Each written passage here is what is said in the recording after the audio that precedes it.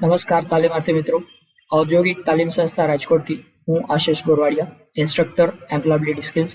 આજના સેશનમાં આપ સૌનું હાર્દિક સ્વાગત કરું છું. મિત્રો, આપણે લોકો શીખી રહ્યા છીએ સેમેસ્ટર 2માં ટોપિક 10. ટોપિકનું ટાઇટલ છે ક્વોલિટી મેનેજમેન્ટ, જેમાં ચેપ્ટર નંબર 50. ચેપ્ટર 50નું ટાઇટલ છે ક્વોલિટી ટૂલ્સ. ક્વોલિટી ટૂલ્સ એટલે ગુણવત્તા સુધારવા માટે, ગુણવત્તાના નિયમન માટે 7 અલગ અલગ સાધનો અહીંયા ડેવલપ કરવામાં આવેલા છે. આ 7 સાધનોમાંથી પાર્ટ 1માં આપણે 3 સાધનોની વાત કરીશું, જેમાં છે ચેકશીટ, હિસ્ટોગ્રામ અને પરેટો ચાર્ટ. તો મિત્રો સમજીએ ક્વોલિટી ટૂલ્સ. તો ગુણવત્તા નિયમન માટેના જે 7 સાધનો છે, અહીંયા તમારી સમક્ષ 7 સાધનો માટે એક ચિત્રના સ્વરૂપમાં મેં રજૂ કર્યા છે.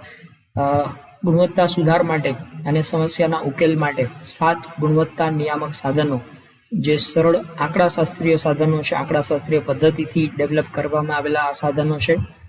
આ સાધનો કોઈ પણ પ્રકારની સુધારણા કે સમસ્યાના ઉકેલ માટે યોગ્ય અભિગમ સૂચવે છે તથા નિરીક્ષણ માટે અને નિર્ણયની પ્રક્રિયાને સચોટ બનાવે છે, હેતુલક્ષી બનાવે છે, જેથી કરીને કોઈ પણ પ્રકારની સમસ્યા છે એનું સોલ્યુશન આ 7માંથી લાગુ પડતું જે સાધન હોય એ સાધનનો ઉપયોગ કરવાથી એ સમસ્યાનું નિરાકરણ કરી શકાય છે. આ સાધનો મોટાભાગે જાપાનમાં વિકસિત કરાયા હતા અને જાપાનના જે ક્વોલિટી ગુરુઓ તરીકે ઓળખવામાં આવે છે, ડેમિંગ અને જુરાન, બંને લોકોના નામ તમારે ખાસ યાદ રાખવાના છે. જાપાનના ક્વોલિટી ગુરુ જે ગણાય છે, ડેમિંગ અને જુરાન, એમના દ્વારા રજૂ કરવામાં આવ્યા હતા. તો આ 7માંથી સૌથી પહેલું સાધન છે ચેકશીટ. તો આવો મિત્રો સમજીએ ચેકશીટ શું છે. માહિતીનું એકત્રીકરણ અને વિશ્લેષણ કરવા માટે બનાવાયેલ માળખાયુક્ત ફોર્મને ચેકશીટ કહેવાય છે. આપ જોઈ શકો છો અહીંયા ચેકશીટનો એક નમૂનો તમારી સમક્ષ આપેલો છે.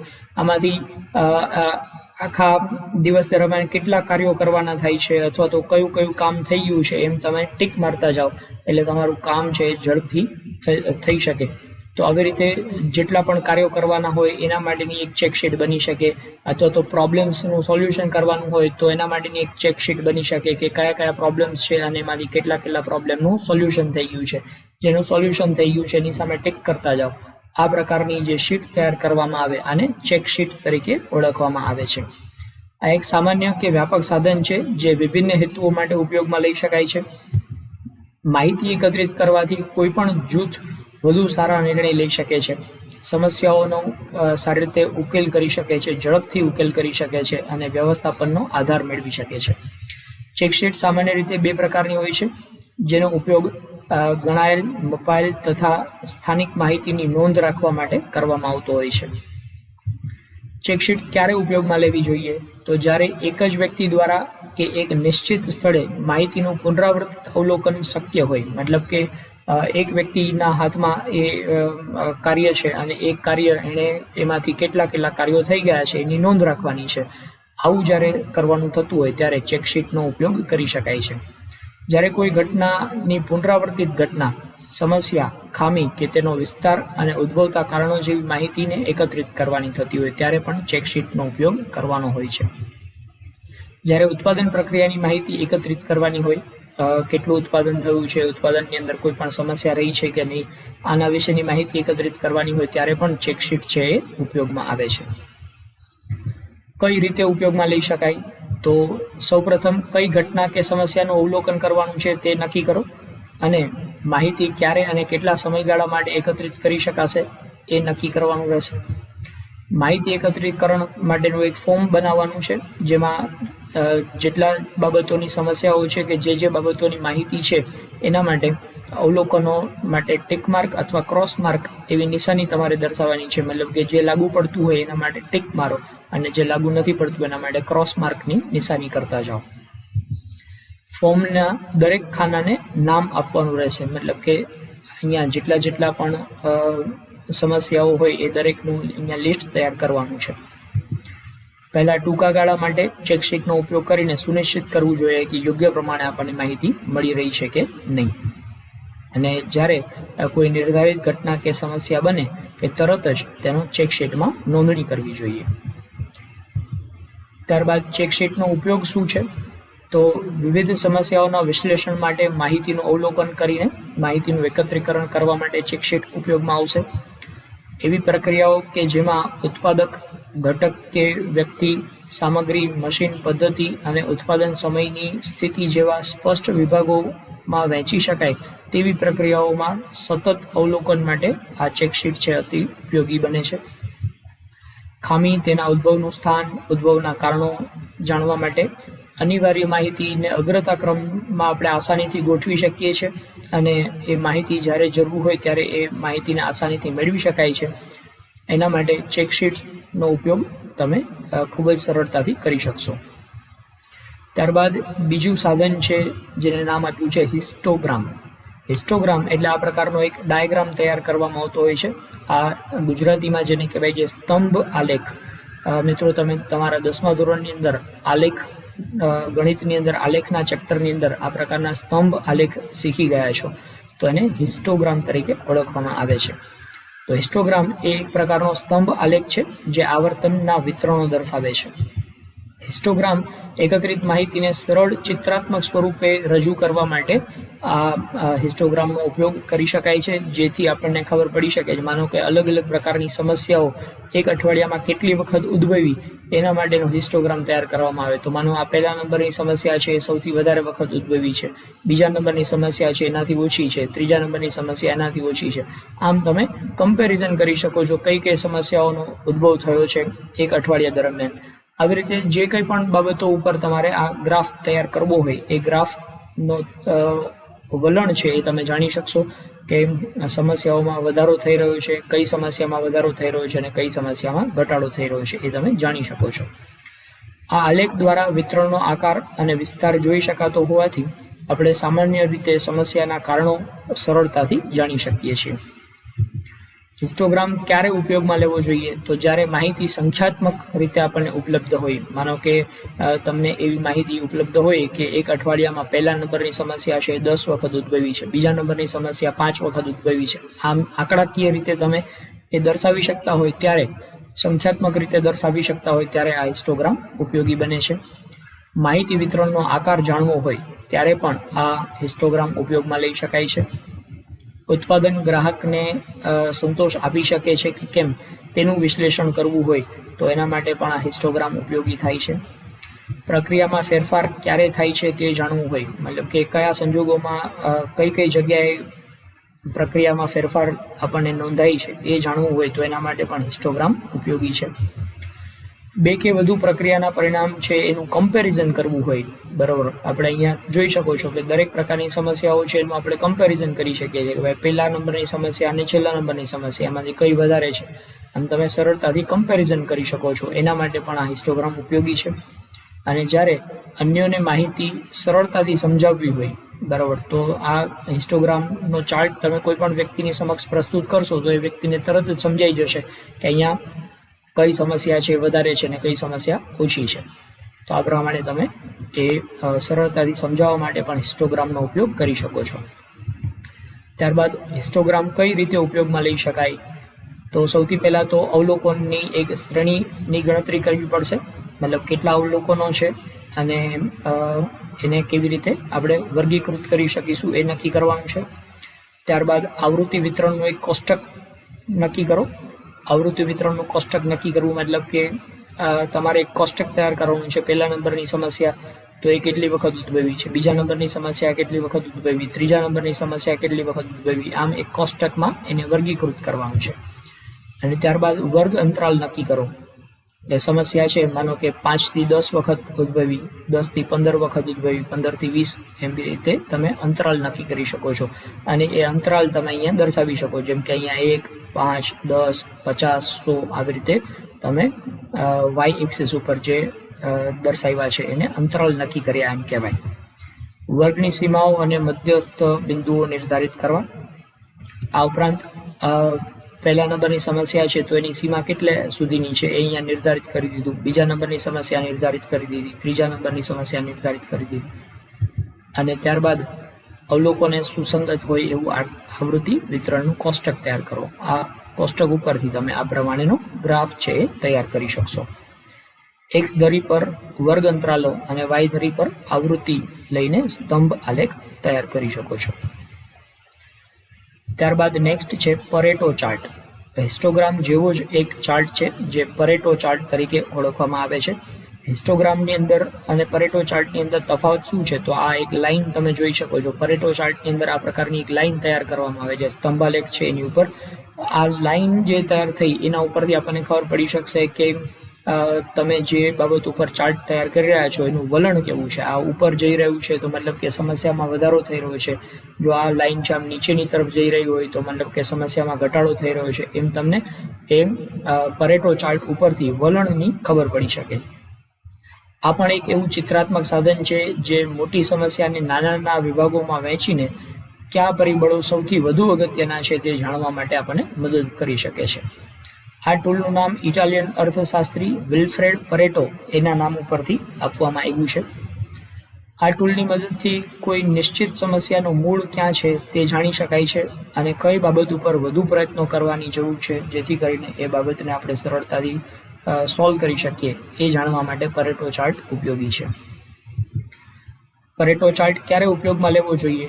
તો પ્રક્રિયામાં આવતા અંતરાયોની આવૃત્તિ જાણવી હોય, મતલબ કે દરેક પ્રક્રિયામાં કઈ કઈ જગ્યાએ અડચણો આવી રહી છે એ તમારે જાણવું હોય તો એના માટેનો પરેટો ચાર્ટ બનાવી શકાય. જ્યારે પ્રક્રિયામાં વધારે સમસ્યાઓ કે કારણો હોય અને એ બધા કારણો ઉપર તમે ધ્યાન કેન્દ્રિત કરવા ઈચ્છતા હોય ત્યારે પણ પરેટો ચાર્ટ છે દર્શાવી શકાય છે. જ્યારે નિર્ધારિત ઘટકોના અવલોકન દ્વારા બૃહદ કારણોનું વિશ્લેષણ કરવું હોય, મતલબ કે કોઈ બાબતોમાં કઈ સમસ્યા રહેલી છે એ સમસ્યાનું તમારે મૂળ સુધી નિરાકરણ કરવું હોય, સમસ્યાનું મૂળ કારણ કઈ જગ્યાએ છે એનું નિરાકરણ કરવું હોય તો એના માટે પણ પરેટો ચાર્ટ છે ઉપયોગી છે. તમારી માહિતી વિશે અન્ય લોકો સાથે વાત કરવી હોય ત્યારે પણ પરેટો ચાર્ટ છે એ લોકોને સમજાવવા માટે ઉપયોગી થાય છે. ત્યારબાદ કઈ રીતે આ પરેટો ચાર્ટ બનાવી શકાય એના વિશેની વાત કરીએ. તો જૂથની બાબતોને કેવી રીતે કક્ષામાં મૂકશો તે પ્રથમ નક્કી કરવું. કયું માપ યોગ્ય રહેશે તે નક્કી કરવું, મતલબ કે પરેટો ચાર્ટમાં અહીંયા કયા કયા પ્રકારના માપ છે એ તમે નક્કી કરો. દાખલા તરીકે અહીંયા ઉદાહરણમાં તમને જે પરેટો ચાર્ટ આપવામાં આવ્યું છે એમાં કસ્ટમર કમ્પ્લેન્ટ્સ માટેનો એક ચાર્ટ છે, કમ્પ્લેન્ટ અબાઉટ ડોક્યુમેન્ટને લગતી કમ્પ્લેન્ટ્સનો ચાર્ટ છે અને ડિફેક્ટ્સ બાય ડિસિપ્લિન, શિસ્ત ભંગને કારણે ડિફેક્ટ થઈ છે એના માટેનો ચાર્ટ છે. હવે માનો કે આપણે કસ્ટમર કમ્પ્લેન્ટનો ચાર્ટ લઈએ તો કયા કયા પ્રકારની કમ્પ્લેન્ટ્સ આવી છે તો અહીંયા દર્શાવી શકાય. કસ્ટમર કમ્પ્લેન્ટમાં સૌથી પહેલાં તો સર્ટિફિકેટ મિસિંગ હોય એવી કમ્પ્લેન્ટ છે. પછી તમે કંઈ ડોક્યુમેન્ટ્સમાં ડિફેક્ટ હોય, સર્ટિફિકેશનની એરર હોય એવી કમ્પ્લેન્ટ છે.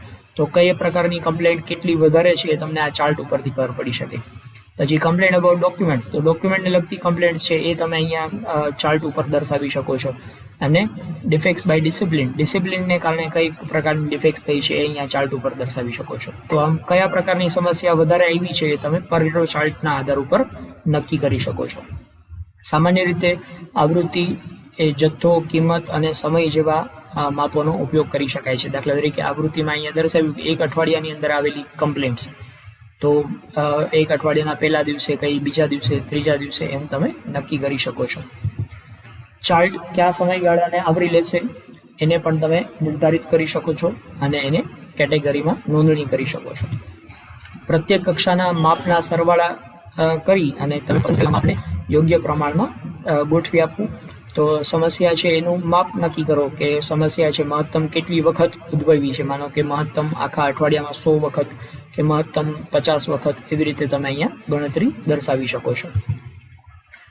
આ પ્રમાણ માપ ચાર્ટની ડાબી બાજુએ દર્શાવવાનું હોય છે. આ રીતે અહીંયા ડાબી બાજુ એટલે કે વાય એક્સિસ ઉપર તમે આ પ્રમાણ દર્શાવ્યું. તમામ કક્ષાના સ્તંભ બનાવવા અને તેને યોગ્ય નામ આપવા.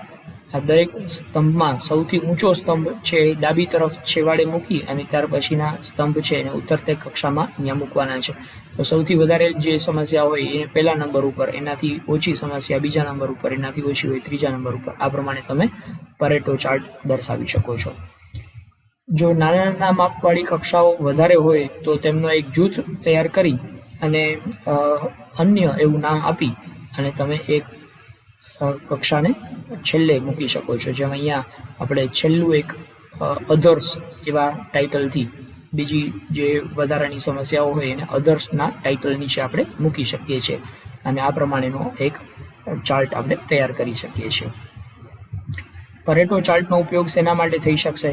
તો સમસ્યાના મૂળ કારણો છે એ શા માટે પુનરાવર્તિત થઈ રહ્યા છે એ જાણવા માટે, એનું પૃથ્થકરણ કરવા માટે પરેટો ચાર્ટ ઉપયોગી છે.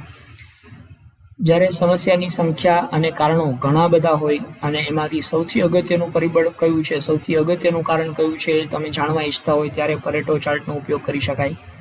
સમસ્યાને જ્યારે ક્રમ અને અગ્રતા ક્રમ આપવા માંગતા હોય કે કઈ સમસ્યા વધારે છે અને કઈ સમસ્યા ઓછી છે, એનો અગ્રતા ક્રમ નક્કી કરવો હોય ત્યારે પણ પરેટો ચાર્ટ ઉપયોગી છે. ત્યારબાદ નિશ્ચિત ઘટકોના અવલોકન દ્વારા વિસ્તૃત કારણોનું પૃથ્થકરણ કરવું હોય તો કયા પ્રકારની સમસ્યા કયા કારણને હિસાબે ઉદ્ભવી છે એ કારણોનું પૃથ્થકરણ કરવા માટે પણ તમે અહીંયા પરેટો ચાર્ટનો ઉપયોગ કરી શકો છો. દાખલા તરીકે ગ્રાહકોની સંખ્યામાં ઘટાડો થઈ રહ્યો છે, આપણી સમસ્યા છે, તો આ સમસ્યાનું મૂળ કારણ શું છે એ આપણે અહીંયા ગોતી શકીએ કે પરેટો ચાર્ટમાં સૌથી ઊંચો જે સ્તંભ બનશે એ આપણને કહી શકશે કે ભાઈ ગ્રાહકો શું કામ ઘટી રહ્યા છે. તો કે આ સૌથી ઊંચો સ્તંભ છે એ શેનો છે? એ સ્તંભ જે સમસ્યા દર્શાવતો હોય એ સમસ્યાને કારણે આપણા ગ્રાહકોમાં ઘટાડો થઈ રહ્યો છે, તો એ સમસ્યાનું તમે નિરાકરણ કરી શકશો. તમારી માહિતીના વિશ્લેષણ અંગે તમે બીજા લોકોને સમજાવવા માંગતા હોય ત્યારે પણ પરેટો ચાર્ટ છે એ ઉપયોગી થાય છે. તો આ પ્રમાણે 3 ક્વોલિટી ટૂલ્સ વિશેની માહિતી આપણે મેળવી. Thank you. નમસ્કાર તાલીમાર્થી મિત્રો, ઔદ્યોગિક તાલીમ સંસ્થા રાજકોટથી હું આશિષ ગોરવાડિયા, ઇન્સ્ટ્રક્ટર એમ્પ્લોયબિલિટી સ્કિલ્સ. આજના સેશનમાં આપ સૌનું હાર્દિક સ્વાગત કરું છું. મિત્રો, આપણે લોકો શીખી રહ્યા છે સેમેસ્ટર 2માં ટોપિક 10. ટોપિકનું ટાઇટલ છે ક્વોલિટી મેનેજમેન્ટ, જેના ચેપ્ટર નંબર 50નો અભ્યાસ આપણે કરી રહ્યા છીએ. ચેપ્ટરનું ટાઇટલ છે ક્વોલિટી ટૂલ્સ, જેનો પાર્ટ 2માં આપણે 4 અલગ અલગ પ્રકારના ક્વોલિટી ટૂલ્સ વિશે વાત કરવાના છીએ, જેમાં ફિશબોન ચાર્ટ, સ્ટ્રેટિફિકેશન, સ્કેટર ડાયાગ્રામ અને કંટ્રોલ ચાર્ટ, આવા 4 અલગ અલગ ક્વોલિટી ટૂલ્સ વિશે વાત કરી રહ્યા છીએ. તો આવો મિત્રો શરૂ કરીએ. સૌથી પહેલું છે ફિશબોન ચાર્ટ. ફિશબોન ચાર્ટ આવું નામ શા માટે આપવામાં આવ્યું છે? તો ફિશબોન માછલીના આકારવાળું આ એક ચાર્ટ તૈયાર કરવામાં આવે છે, એટલા માટે એને ફિશબોન ચાર્ટ તરીકે ઓળખવામાં આવે છે. તો આ ડાયાગ્રામને ફિશબોન ચાર્ટ કે ઇશિકાવા આકૃતિ તરીકે પણ ઓળખવામાં આવે છે. તેનો મુખ્ય ઉપયોગ ખાસ સમસ્યાના કારણોની યાદી બનાવવા માટે, મતલબ કે કોઈ પણ પ્રકારનો પ્રોબ્લેમ ઉત્પાદન પ્રક્રિયાની અંદર આવી રહ્યો છે, માનો કે અહીંયા એક ડિલે શેડ્યુલ આ પ્રકારનો ડાયાગ્રામ બનાવ્યો છે, તો શેડ્યુલ શું કામ ડિલે થઈ રહ્યું છે એની પાછળના અલગ અલગ મૂળભૂત કારણો છે એનું વર્ગીકરણ કરી અને દરેક કારણોના પેટા કારણો છે અહીંયા તમે ફિશબોનની અંદર દર્શાવતા જાઓ. આ પ્રકારે તમે મૂળ કારણ કયું છે, મૂળ સમસ્યા શું છે, એના કારણોના મૂળ સુધી પહોંચી શકો છો. મુખ્ય સમક્ષિતિજ રેખામાંથી બહાર આવતી રેખાઓ સમસ્યાનું મુખ્ય કારણ દર્શાવે છે અને એ રેખાઓમાંથી નીકળતી બીજી રેખાઓ ગૌણ કારણો દર્શાવે છે. તો આ મુખ્ય રેખા છે, અહીંયા સમસ્યા દર્શાવવામાં આવી છે, શેડ્યુલ ડિલે થયું એ સમસ્યા ઉદ્ભવવા પાછળના કારણો. અહીંયા જે મુખ્ય લાઈન દેખાય છે એ બધા મૂળ કારણો છે અને મૂળ કારણોમાંથી અહીંયા નીકળતી જે પેટા લાઈન છે એ બધા પેટા કારણો દર્શાવતા હોય છે. આ પ્રકારનો એક ફિશબોન ડાયાગ્રામ તમારી સમક્ષ પ્રસ્તુત કર્યો છે.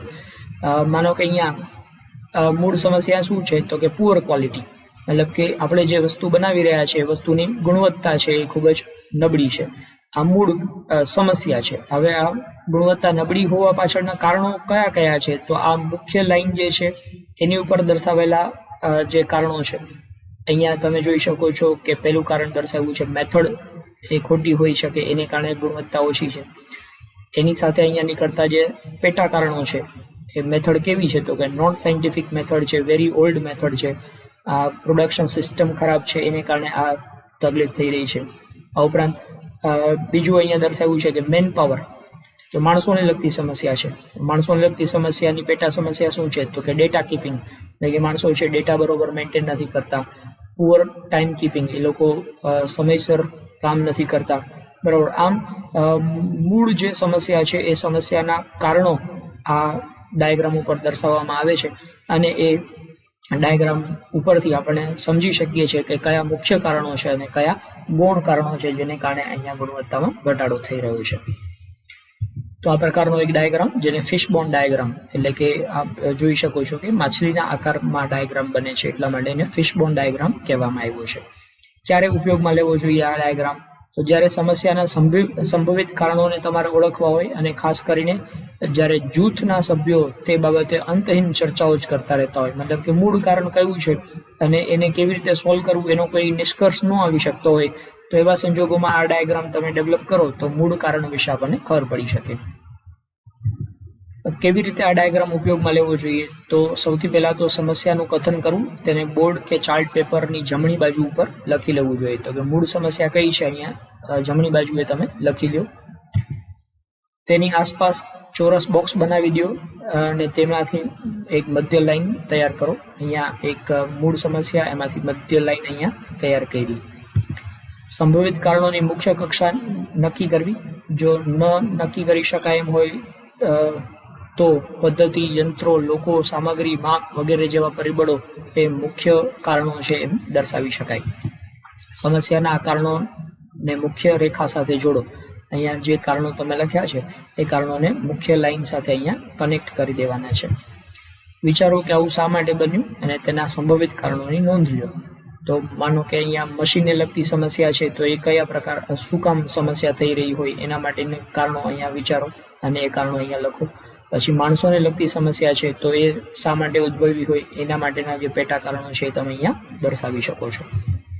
તે પૈકીના દરેક કારણો માટે ફરી વિચારો કે આ પ્રકારની સમસ્યા શા માટે બની છે અને એના સંભવિત પેટા કારણો પણ નોંધી લો. આ રીતે તમે સમસ્યાના મૂળ સુધી પહોંચી શકશો. શા માટે આ સમસ્યા બની છે એ તમને ખબર પડી જશે. ત્યારબાદ નેક્સ્ટ છે સ્ટ્રેટિફિકેશન, જેને ગુજરાતીમાં કહેવાય છે સ્તરીકરણ. સ્તરીકરણ એક એવી પ્રયુક્તિ છે જે અન્ય પ્રયુક્તિઓ સાથે જોડાયેલી માહિતીનું પૃથ્થકરણ કરવા માટે વપરાય છે. તેને ફ્લો ચાર્ટ કે રન ચાર્ટ તરીકે પણ ઓળખવામાં આવે છે. તો અહીંયા જે મૂળ સમસ્યા હોય એ તમે દર્શાવી, પછી મૂળ સમસ્યાના પેટા કારણો જે હોય એ તમે દર્શાવ્યા, એ પેટા કારણના પેટા પ્રકારો જે કંઈ પણ હોય એ તમે આમ સ્તર પ્રમાણે દર્શાવી શકો છો. એટલા માટે આને આ પહેલું સ્તર, આ બીજું સ્તર, ત્રીજું સ્તર, એટલા માટે આને સ્ટ્રેટિફિકેશન એટલે કે સ્તરીકરણ એવું નામ આપવામાં આવ્યું છે. જ્યારે વિવિધ સ્ત્રોતોમાંથી માહિતી એકત્રિત કરવામાં આવતી હોય ત્યારે ઘણીવાર તેનું યોગ્ય કે ચોક્કસ અર્થઘટન કરવું મુશ્કેલ બનતું હોય છે, ત્યારે આ સ્તરીકરણ છે એ ઉપયોગમાં આવે છે. આવા સમયે સ્તરીકરણની પ્રયુક્તિથી તમે અહીંયા મૂળ સમસ્યા છે એને નાના નાના પેટા જૂથમાં વહેંચી અને તેની તપાસ કરી શકો છો અને સમસ્યા માટેના અલગ અલગ કારણો છે એ તમે ગોતી શકો છો. ક્યારે આ પ્રકારનું સ્ટ્રેટિફિકેશન ઉપયોગમાં લેવું જોઈએ? તો માહિતી એકત્રિત કરતા પહેલા, જ્યારે માહિતી વિવિધ સ્ત્રોતો કે પરિસ્થિતિ જેવી કે અલગ અલગ પાળીમાંથી આવતી માહિતી, અલગ અલગ અઠવાડિયાના દિવસોની માહિતી, અલગ અલગ પ્રકારના સપ્લાયર્સ પાસેથી આવેલી માહિતી, આમ અલગ અલગ સ્તરમાંથી આવતી માહિતી છે એનું તમારે પૃથ્થકરણ કરવું હોય ત્યારે આ સ્ટ્રેટિફિકેશન છે એ ઉપયોગી બને છે. તો આમ જોઈ શકો છો કે મૂળ સમસ્યા છે, માનો કે પ્રોડક્ટની ક્વોલિટી ઘટી છે. ક્વોલિટી ઘટી એની પાછળ કોણ કોણ જવાબદાર હોય? તો કે કર્મચારીઓ જવાબદાર હોય, સપ્લાયર જવાબદાર હોય, પછી મશીનરી જવાબદાર હોય. આમ તમે પેલું સ્તર નક્કી કર્યું. કર્મચારીઓ શું કામ જવાબદાર છે? તો કર્મચારીઓ જવાબદાર છે એના કારણો અહીંયા તમે બીજા સ્તર ઉપર દર્શાવો. સપ્લાયર શું કામ જવાબદાર છે? તો એના કારણો અહીંયા બીજા સ્તર ઉપર દર્શાવો. મશીનરી કેવી રીતે જવાબદાર છે? તો એના કારણો તમે અહીંયા ત્રીજા સ્તર ઉપર દર્શાવો. આ પ્રમાણે તમે સ્ટ્રેટિફિકેશન દર્શાવીને કઈ સમસ્યા શેના કારણે ઉદ્ભવી છે એના કારણો તપાસી શકો છો. કેવી રીતે આને ઉપયોગમાં લેવું જોઈએ? તો સૌથી પહેલા માહિતી એકત્રિત કરતા પહેલા નક્કી કરો કે માહિતી કયા કયા સ્ત્રોતોની અસર અથવા પરિણામ પર પડશે. માહિતી એ રીતે એકત્રિત કરો જેમાં એ સ્ત્રોતની વિગતવાર માહિતી મેળવી શકાય. સમસ્યાના દરેક સ્ત્રોત છે એની વિગતવાર માહિતી મેળવી લેવાની છે. ત્યારબાદ સ્કેટર ડાયાગ્રામ. સ્કેટર ડાયાગ્રામ આ વસ્તુને સ્કેટર આકૃતિ તરીકે ઓળખવામાં આવે છે. આ એવા પ્રકારનો આલેખ છે જેમાં બે ચલ વચ્ચેનો સહસંબંધ તાદ્રશ કરી શકાય છે. મતલબ કે બે અલગ અલગ પ્રકારના વેરિયેબલ્સ તમને આપવામાં આવ્યો હોય, એ વેરિયેબલ વચ્ચેનો સહસંબંધ શું છે એ તમે અહીંયા નક્કી કરી શકો છો. દાખલા તરીકે આપણે કહીએ કે પ્રાઇસ અને ડિમાન્ડ, એટલે કે કિંમત અને કિંમતની સાથે માંગ આની વચ્ચેનો શું સંબંધ છે એ દર્શાવવું હોય તો સ્કેટર ડાયાગ્રામ ઉપરથી આપણે દર્શાવી શકીએ. માનો કે કિંમત અહીંયા આમ વધી રહી છે તો એને કારણે વસ્તુની માંગમાં આમ ઘટાડો થઈ રહ્યો છે, તો આ ડાયાગ્રામ છે આમ ડાઉનવર્ડ સ્લોપિંગ ડાયાગ્રામ બનશે. તો આનો મતલબ એવો થયો કે કિંમતમાં જેમ જેમ વધારો થાય છે એમ માંગમાં ઘટાડો થઈ રહ્યો છે, તો મતલબ કે આની વચ્ચેનો સંબંધ છે કેવો છે તો કે ઋણ સંબંધ છે એમ દર્શાવી શકાય. તો કોઈ સમસ્યાઓ વચ્ચે કેવા પ્રકારનો સંબંધ છે? ધન સંબંધ હોય તો આમ અપવર્ડ સ્લોપિંગ ડાયાગ્રામ બનશે, ઋણ સંબંધ હોય તો આમ ડાઉનવર્ડ ડાયાગ્રામ બનશે. આ પ્રકારે ડાયાગ્રામ તૈયાર કરી અને તમે બે અલગ અલગ પ્રકારના વેરિયેબલ્સ છે એના ઉપર સંબંધ છે એ નક્કી કરી શકો છો. આ આલેખમાં એક ચલ બીજા ચલ સાથે સંબંધિત છે કે કેમ તે ચકાસવામાં આવે છે. આ આલેખ ક્યારે ઉપયોગમાં લેવો જોઈએ? તો જ્યારે તમારી માહિતી આંકડાકીય જોડીમાં હોય, મતલબ કે એક સમસ્યાને કારણે અથવા તો એક ફેક્ટરને કારણે બીજા ફેક્ટર ઉપર શું અસર થઈ, આવી રીતે બે જોડીમાં તમને જ્યારે માહિતી ઉપલબ્ધ હોય ત્યારે તમે આ ડાયાગ્રામ બનાવી શકો છો. જ્યારે આધારિત ચલોને એક કરતાં વધારે મૂલ્ય હોય અને પ્રત્યેક મૂલ્ય એ સ્વતંત્ર ચલ હોય, મતલબ કે તમને અહીંયા બે અલગ અલગ ચલ આપવામાં આવેલા હોય જેમાં એક છે એ બીજા ઉપર આધારિત હોય, ત્યારે તમે આ પ્રકારે ડાયાગ્રામ બનાવી શકો છો. જ્યારે એ ચકાસવું હોય કે બે ચલ વચ્ચે કોઈ પણ પ્રકારનો સંબંધ છે કે નહીં, ત્યારે પણ આ ડાયાગ્રામ ઉપયોગમાં લઈ શકાય છે. જ્યારે ફિશબોન આકૃતિની મદદથી કારણ અને પરિણામ નિર્ધારિત કર્યા હોય અને એ કારણ પરિણામ વચ્ચે ખરેખર સંબંધ છે કે નહીં એ તમારે જાણવું હોય, ત્યારે પણ આ ડાયાગ્રામ ઉપયોગમાં લઈ શકાય છે. આ ઉપરાંત જ્યારે તમારે એ નિશ્ચિત કરવું હોય કે બે પરિણામો જે સંબંધિત જણાય છે એ શા માટે, કયા કારણથી એ ઉદ્ભવ્યા છે એ જાણવા માટે પણ સ્કેટર ડાયાગ્રામ ઉપયોગમાં આવી શકશે. કંટ્રોલ ચાર્ટ બનાવતા પહેલા સ્વયં સહસંબંધ દર્શાવવો હોય ત્યારે પણ આ સ્કેટર ડાયાગ્રામ ઉપયોગમાં આવશે. કેવી રીતે આ ડાયાગ્રામને ઉપયોગમાં લઈ શકાય? તો સહસંબંધની શક્યતા હોય એ પ્રકારની માહિતી તમે એકત્રિત કરી છે, એમાં એક્સ ધરી ઉપર સ્વતંત્ર ચલ અને વાય ધરી ઉપર સંબંધિત ચલને તમે દર્શાવી શકો છો. અહીંયા આપણે પ્રાઇસ અને ડિમાન્ડની વાત કરી તો આમ વાય એક્સિસ ઉપર તમે પ્રાઇસ દર્શાવી છે અને એક્સ એક્સિસ ઉપર તમે ડિમાન્ડ દર્શાવો છો. તો આમ પ્રાઇસ અને ડિમાન્ડ એ એક્સ અને વાય એક્સિસ ઉપર તમે ગોઠવી દો. માહિતીની એક પ્રત્યેક જોડનો એક બિંદુ તૈયાર કરો, એક્સ અને વાય ધરીને જે છેદે એ પ્રકારે. માનો કે અહીંયા 5 રૂપિયાની કિંમત હતી ત્યારે ડિમાન્ડ કેટલી રહી એ તમે દર્શાવો. પછી 10 રૂપિયાની કિંમત ઉપર ડિમાન્ડ કેટલી થઈ, 15 રૂપિયાની કિંમત ઉપર ડિમાન્ડ કેટલી થઈ, આમ અલગ અલગ બિંદુઓ તમે દર્શાવી શકો છો. બિંદુઓનું અવલોકન કરો અને દરેક બિંદુઓને એકબીજાની સાથે જોડી દો. જો બિંદુઓ સ્પષ્ટ રેખા કે વલય બનાવતા હોય તો તમે આગળ વધતા વલય બનાવે તો તમે આગળ વધતા અટકી શકો છો. મતલબ કે તમને ખાસ ટ્રેન્ડ ખબર પડી જાય કે આમ અપવર્ડ સ્લોપિંગ છે તો તમને ખબર પડશે કે આની વચ્ચે ધન સંબંધ છે, અને જો ડાઉનવર્ડ સ્લોપિંગ થઈ રહ્યું હોય તો એની વચ્ચે ઋણ સંબંધ છે એમ નક્કી કરી શકાય. હવે તમે સહસંબંધનું આના ઉપરથી વિશ્લેષણ કરી શકો છો. ત્યારબાદ નેક્સ્ટ છે કંટ્રોલ ચાર્ટ. તો આ પ્રકારનો એક ચાર્ટ તૈયાર કરવામાં આવતો હોય છે જેને કંટ્રોલ ચાર્ટ તરીકે ઓળખવામાં આવે. આ ચાર્ટની અંદર અપર લિમિટ નક્કી કરવામાં આવેલી હોય, લોઅર લિમિટ નક્કી કરવામાં આવેલી હોય અને એવરેજ અહીંયા તૈયાર કરવામાં આવેલી હોય છે. તો શ્વર્ટ અને ડેમિંગના કાર્ય આધારિત આ કંટ્રોલ ચાર્ટ તૈયાર કરવામાં આવેલો છે, જે રેખિક આલેખન છે. કોઈ પણ સમસ્યા અથવા તો કોઈ પણ વિગતો તમારે રેખાચિત્રના સ્વરૂપમાં દર્શાવવું હોય ત્યારે આ કંટ્રોલ ચાર્ટ ઉપયોગમાં આવશે. આ આલેખમાં સરેરાશની કેન્દ્રીય રેખા હોય છે, મતલબ કે આ જે મિડલમાં જે રેખા બનાવી છે એ એવરેજ આઉટપુટ માટેની રેખા છે. ઉચ્ચ નિયંત્રણ મર્યાદા એટલે કે અપર કંટ્રોલ લિમિટ દર્શાવેલી હોય છે, અને નીચેની રેખા છે એ નીચલી મર્યાદા, નિમ્ન નિર્ણય મર્યાદા તરીકે એટલે કે લોઅર કંટ્રોલ લિમિટ દર્શાવી હોય છે. આ રેખાઓ ગાણિતિક રીતે નક્કી કરવામાં આવે છે. આ રેખાઓની સરખામણી વાસ્તવિક રેખાઓ સાથે કરવાથી જાણી શકાય છે કે પ્રક્રિયામાં ભિન્નતા નિયંત્રિત કારણોને લીધે છે કે કોઈ અણધાર્યા કારણોને લીધે છે. તો જે સમસ્યા ઉદ્ભવી છે એ કયા કારણોને લીધે ઉદ્ભવી છે એ તમે આ કંટ્રોલ ચાર્ટ ઉપરથી નક્કી કરી શકો છો. ચલ માહિતી માટે ચાર્ટ નિયંત્રિત કરો અને એની જોડીઓ તમે દર્શાવી શકો છો. ટોપ ચાર્ટ સરેરાશની અથવા માહિતી વિતરણના કેન્દ્ર પર ધ્યાન કેન્દ્રિત કરી અને જ્યારે નીચેનો ચાર્ટ છે એ વિતરણની પહોળાઈ પર ધ્યાન કેન્દ્રિત કરે છે. ક્યારે ઉપયોગમાં લેવો જોઈએ કંટ્રોલ ચાર્ટ? તો કે જ્યારે સમસ્યા થાય ત્યારે સમસ્યાની ઓળખ તથા સુધાર કરવા માટે ચાલુ પ્રક્રિયાને નિયંત્રિત કરતી વખતે તમારે આ કંટ્રોલ ચાર્ટ ઉપયોગમાં લઈ શકાય. પ્રક્રિયાની અપેક્ષિત શ્રેણીની આગાહી કરતી વખતે આ કંટ્રોલ ચાર્ટ છે ઉપયોગમાં લઈ શકાય છે. જ્યારે કોઈ પ્રક્રિયા આંકડાકીય રીતે નિયંત્રણમાં લેવી હોય તો પણ કંટ્રોલ ચાર્ટ છે ઉપયોગમાં લઈ શકાય છે. વિશિષ્ટ કારણો અથવા સામાન્ય કારણોમાંથી ઉદ્ભવતી કોઈ સમસ્યા છે એનું વિશ્લેષણ કરવું હોય તો પણ આ કંટ્રોલ ચાર્ટ ઉપયોગમાં લઈ શકાય છે.